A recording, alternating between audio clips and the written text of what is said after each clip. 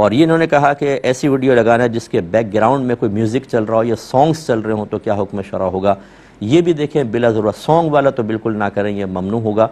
हाँ, अगर कोई जैसे कौमी तराने होते हैं बाद औक़ात, और वो भी ख़ास तौर पर जंगी हालात के अंदर इसकी गुंजाइश निकल सकती है, वरना जो आम किस्म के फुहुश किस्म के ये फ़िल्मी वो चीज़ें, इन चीज़ों से बचने की कोशिश करें। बाद औक़ात ओनली म्यूज़िक होता है और बहुत ही लाइट किस्म के म्यूज़िक होता है, ये तो तकरीबन आज हर किस्म की वीडियो में होता है। अगर कोई आप वाइल्ड लाइफ का कोई प्रोग्राम देख रहे हैं, उसके पीछे भी बाद औक़ात थोड़ा बहुत म्यूज़िक डालते हैं। आप ख़बरें देखने लगें, उसके पीछे भी एक म्यूज़िक चल रहा होता है। बाद औक़ात कोई भी प्रोग्राम, इसकी गुंजाइश निकल सकती है, क्योंकि ये ताबे है, मतबू नहीं। मतबू से कहते हैं जो मकसूद असली हो, और ताबे वो कि आप मकसूद असली कुछ और है और वो ज़िम्नन चीज़ आ गई है।